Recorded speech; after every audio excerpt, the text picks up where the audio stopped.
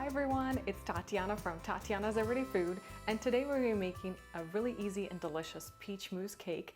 Now, if you're one of those people that doesn't like to sit in the kitchen for hours on end baking a cake, this is a recipe for you. The only thing that we're baking is the graham cracker crust.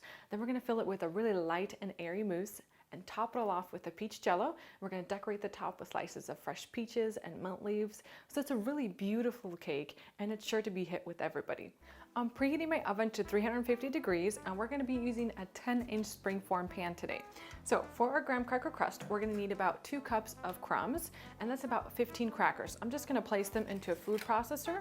You could purchase boxed crumbs, but it's way cheaper to make your own crumbs. Now I'm going to add my sugar and my melted butter. I'm just going to use a spatula and fold everything together. So now I'm going to add my prepared mixture into my pan. I'm going to use first my spatula and then my hands to really firmly press the crumbs into the pan to form a crust on the bottom of the pan.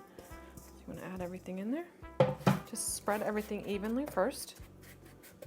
Once you have your crust done and you want to really press it together so you have a nice firm crust, we're going to place it into our preheated oven. We're going to bake it for about 15 minutes, and baking the crust is going to really bring it together, and it's going to prevent it from crumbling once your cake is all done. While our crust is in the oven, we can start working on our mousse. So we're going to need 1 cup of hot milk. You can either warm it up on the stovetop or in the microwave. We're going to need 1 ounce of unflavored gelatin. And this is the brand I use, so there's 4 envelopes in here. We're going to use the entire box. I'm going to add it into my milk. Give it a quick whisk, and we're going to let this stand for about 5 minutes just so that gelatin can dissolve. So I've let my milk and gelatin stand for 5 minutes. Now I'm just going to use my whisk and really mix it together so there aren't any clumps. For the next step in the mousse, we're going to whisk together 8 ounces of whipped cream cheese, and I like to use whipped cream cheese simply because it results in a more airy mousse. We're going to add that into our mixer bowl. We're going to whisk it together with 8 ounces of sweetened condensed milk.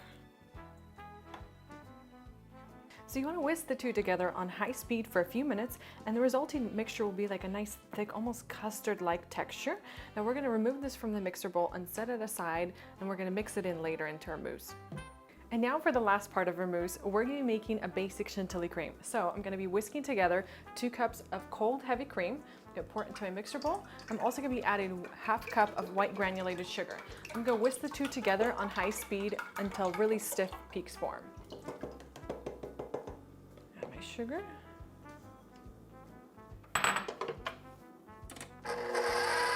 This is what our chantilly cream should look like. So I'm going to return it back into the stand mixer. I'm going to start spooning in my cream cheese and sweetened condensed milk mixture. I'm going to add all of that in there, and I'm going to whisk it until it's well combined. Now I'm ready to pour in my milk and gelatin mixture. Now once we pour this in, this mousse is going to start setting up really quickly, so we need to work fast. I'm going to pour it in, and we're going to whisk it until it's well combined. At the very end, I'm going to fold in 1 cup of diced canned peaches. You can always use fresh ones if you have them. Just going to add a little bit more texture and flavor to the mousse. Just fold everything together. Now we're going to pour our prepared mixture into our pan, and then we're going to spread it evenly. I'm going to just use my spatula and spread the mixture to the sides. And then we're going to place this into the refrigerator. Now this needs to sit for about an hour. For our last step, we're going to prepare peach J-ello. Now we're going to use 6 ounces of peach flavored gelatin, but we're going to use half of the water that's needed for regular J-ello. We're going to need just 1 cup of boiling water and 1 cup of ice cold water. I'm going to pour my water into a small bowl.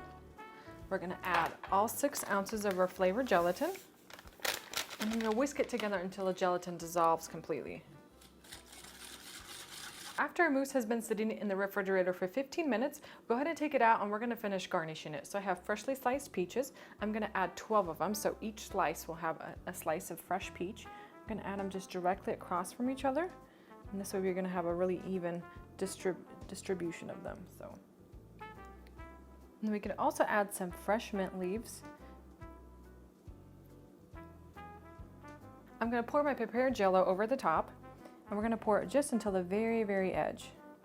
And we're going to carefully transport it back to the refrigerator, and we're going to let this set completely. This cake looks so pretty. I can't wait to try it. Once the mousse cake is completely set, you want to take a long cake spatula and we're going to run it along the edge of the cake just to loosen it from the pan.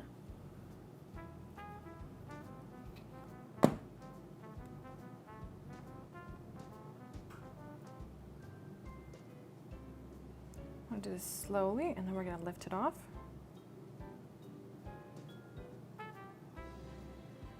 We're going to carefully slide the cake off of the pan. You just want to gently push it in place. No rush.